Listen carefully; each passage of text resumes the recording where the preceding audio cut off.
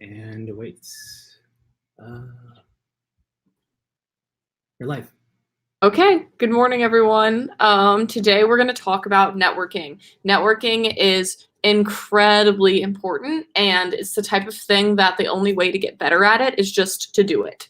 So I'm going to give you a bunch of advice today about how to start networking, how to find a network, find people to network with in the first place, and then how to follow the whole networking cycle and keep documentation as you go. So first of all, why is networking important? This is a quote that I really like that says that networking is 100 times more important than your resume. This is true. Networking leads you to internship referrals, which can lead to full-time offers. So basically a ton, like thousands of people will apply to a position. There will be stacks and stacks of resumes. If you know someone in there, they can flag your resume and say, interview this person. And that is exponentially more powerful than any statistic on your resume. Also, networking can help you find out exactly what you want to do. You want to talk to as many people as possible who do as many different things. And you can literally just, like, the point is to just ask them, like, what do you do every day? What do you like about your job? What skills are important? And then you can hopefully help match up job titles to what you think you would enjoy doing every day. It can also help you switch jobs later in life. So a network is not the type of thing that you just need to get a job like entry level right out of college. Networking is the type of thing that serves you for your entire life. I said I can help you with insider trading if you're interested in it, but hopefully we're not committing crimes at William & Mary. But regardless, if you're interested, it can help you with that. So this is something that I feel like I should go ahead and clear up off the bat because I didn't really understand it for like probably the first 6 months that I was doing it. So networking is just where you speak to as many people in as many different fields as possible. You can reach out to them and ask for informational interviews, which basically are 30 minutes of time for you to ask the professional questions about themselves or their company or their position or anything like that. It can be a phone call or a video call. Primarily, it is a phone call. And if the phone call goes well, then you want to continue the relationship. And networking is a numbers game. You will have many, many calls that won't become relationships, whereas many others will. And at the same time, you'll reach out to many people who will never get back to you, but many people will. So that's the thing is reach out to so many people because of those, only a few will get back to you. And then of those, only a few will become long-standing relationships. So networking is a cycle that you're going to do over and over again. So let's go through it. The first thing you need to do is identify people to network with, which I'll go over tools for doing that in just a minute. The next thing you need to do is just send those LinkedIn connection requests or emails asking for that 30-minute informational interview.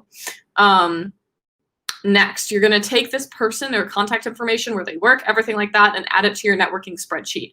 I'm going to show you mine in just a minute. The next thing, you've got the call scheduled. Now you need to come prepared for this call because you have 30 minutes of their time. They are very, very busy people, and you need to make sure that you are using that time well. So be researched, have specific questions that you want to ask, understand that like you're not going to know everything about the company from the website. So this is your opportunity to ask clarifying questions. Like, for example, companies might say, oh, they offer this service. So then maybe you can ask the professional, well, what group provides that service and how many people work in that group and how much revenue is that group responsible for? Those are the types of things that are going to be clarifying questions and really important for you to understand the company, but those aren't going to be listed on the website. Next, you're going to make sure to send a follow-up email either that night, usually if it was a morning call, or the next day if it was like an afternoon call. And remember to stay in contact if the call goes well. You can ask for another call, usually around 3 months later, and you can just update them on how you've developed. If they gave you some advice, update them on how you took that advice, that type of thing. So the first thing that you need to do is to identify a network. The first thing is go to LinkedIn. Search through the William & Mary Alumni Network. I will show you exactly how to do that on the next slide. I screenshotted it. But basically, you can search for the name of a company and then filter to see William & Mary alumni that work there. Once you do that, send a connection request. It's really important that when you send that note, you tell them how you're connected to that person. So you tell them like, hi, I'm a sophomore at William & Mary, interested in this. Like, if they're a William & Mary alum, that's the connection. If you've met them somewhere, say that type of thing. If you have any other connection to them, make sure you mention that. And then I always just say, do you have 30 minutes in the coming weeks for a chat? People love the word chat. That's like a whole entire thing in the networking realm. Thank you for your time. Easy, quick. I send that to pretty much everyone, save the, like, might change up the how we're connected first line. The next piece of advice is to use your family and friends. Literally just ask them who they know that works somewhere or that works in some field or whatever, and they can find someone's uncle. Like, there are people out there, you just have to ask around. Okay, so this is the screenshot of LinkedIn that I just told you guys about. So as you can see, I went up and I searched Morgan Stanley. And then I went over up on the like filters thing and I hit all filters and it popped up this window that's over on the right that you can see right there. And so I clicked under current company, I clicked Morgan Stanley, and under school, I clicked William and Mary. So I can see anyone who went to William and Mary who currently works at Morgan Stanley. So that's just an easy way to go ahead and parse people down. And then you can reach out to anyone who works in a group that you might be interested in, or just works at the company and you want to learn more, and then you want them to connect you to someone in a group you think you're specifically interested in, anything like that. Okay, so we just went over like LinkedIn messaging people. So this is sending emails to ask for calls. This is an example of an email that I would send. Hi, I really enjoyed like learning more about your work in X group here. I was wondering if you have some time within the coming weeks to chat more about your work. Thank you so much for your time. There you go. That's easy. The general rule is that they should be able to read it on a phone screen. Don't make it too long. Just say how you know them, make the ask, thank them for their time, and get out. So now that we've reached out and we've scheduled the call, now you need to come prepared for this call. You need to view this call as the opportunity to learn more about whether or not you want to do what it is that they do at their company. So just research the company and where they work. I usually start with Wikipedia because I think it just makes things a lot clearer. Like typically websites are full of like company jargon and like more geared towards customers as opposed to people who want to work there, you know? And so if you just want to learn like the quick and dirty about the company, like go to the Wikipedia page to learn more about their structure. Then you can go to their website once you kind of have a better idea of what it is that you're looking for. So like I said earlier, the website is not going to give you very detailed information about like the structure of the teams at that company and basically the working environment. So when you get to that call, view this as your opportunity to ask clarifying questions about that company's structure and operations. And like I said on this PowerPoint, like even if you're well-researched, you will not understand everything. They do not expect you to understand everything about that company because at the end of the day, like 4 people work in the equity capital markets group for the energy industry coverage team. Like that's not going to be listed on the website. So make sure that you ask those questions and whatnot. Like it doesn't make you look under-researched to ask those questions. This is an important point. You need to know exactly who it is that you're talking to. You need to know where they work, how long they've been at that company. You should probably know like where they worked previously. A good tip that I usually follow is to screenshot their LinkedIn profile and put it on your call prep document, just so that you know like their entire work history, because you do not want to ask a senior partner about the entry-level experience. Don't do that. They do not want to talk about that. They want to talk about themselves, their work, and their company. You can ask that first-year analyst about literally anything. Like they will give you the super honest opinion on being entry-level at that company. That's who you need to be asking those questions to. Sorry. So here's some good questions to ask. So I find this just to be like a kind of good like fallback list. Like I always have questions prepared, and then I also always want to let the conversation flow, but like these are good like questions to ask just to go ahead and prepare. So number 1, what makes someone successful at this company that you're talking to someone who works at? What are the most important skills for success in your job? What types of people are really happy with this job? I think that's an interesting one. What structures exist to get feedback within your company? This is a good question to ask. Also, like I said, screenshot people's LinkedIn profiles, know their career history. If you're talking to someone who had a career change, like ask them about that. ask them about like the internal mobility at their company if they like switched groups or something like that. Ask them about like what percent of revenue is your group responsible for? How big is your group? Literally, where do you work? Do you work in an office? Do you work in a trading floor? Anything like that. How many people work on your team? What types of people work on your team? All of those things. These are all really good, just like basic, like you don't know where to start, questions to ask that will just help you learn more about that group. So you've had your call, it went well. Well, regardless, you need to follow up. So now we're gonna write a follow-up email. This is a screenshot of a follow-up email that I've written. I said, hi, thanks for chatting with me this morning. Then I said something that they said to me that was interesting to me. Like I pinpointed something specific that we like spoke about.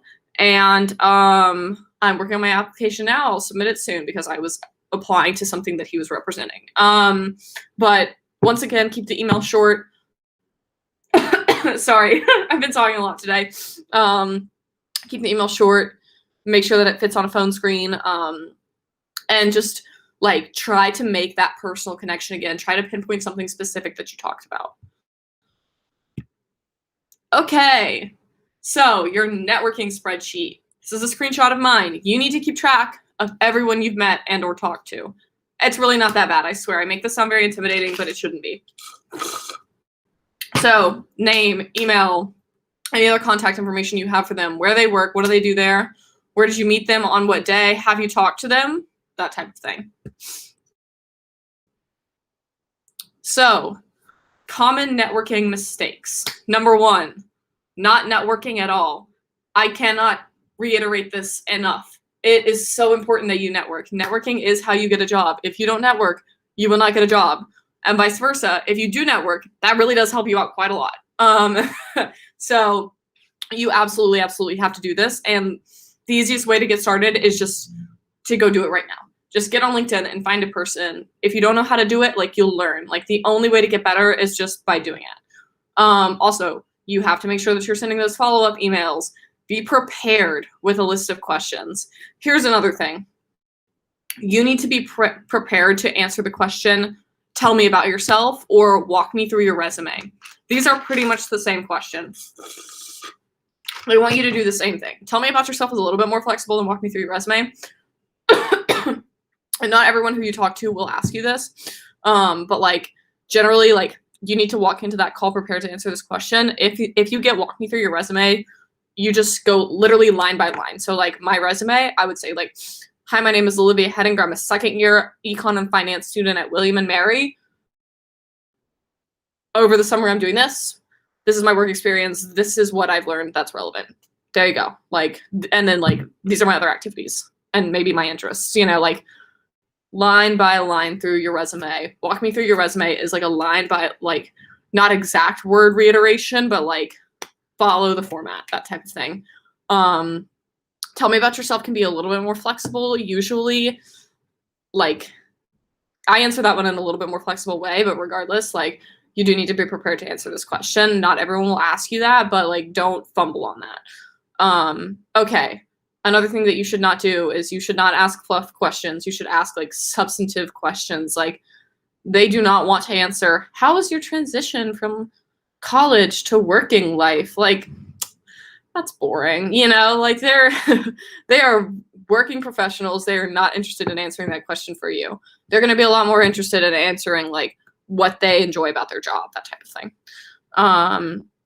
Okay. The last mistake is asking for more time than you need or not enough time. So don't ask for more than half an hour, but at the same time, like really don't ask for less than 15 to 20 minutes either. Like don't sell yourself short, especially if it's your first time talking to someone like at this company or whatnot. Like ask for the full half an hour. Like make sure that you are communicating like your own, like, I don't want to say value, but like, yeah, like make sure you value yourself fairly at that 30-minute time.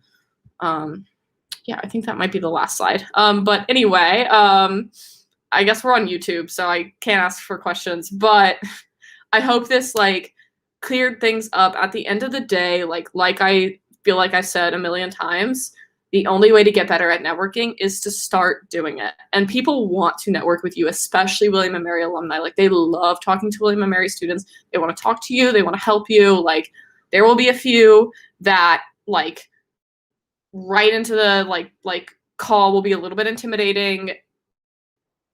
That is not the great majority of people. Most William and Mary alumni like love talking to you. They will help you. They will literally even give you networking or call advice like on the call sometimes. Like they are wonderful. So take advantage of that William and Mary network. Start doing it. If you want to have a good list of names that's like from the school, you can go to the business school. You can go schedule something with Morgan Hutter over at the meeting with Morgan Hutter at the business school. Like she's super helpful. So yeah, definitely take advantage of your campus resources. But generally, like just go ahead, get started. It's super, super important.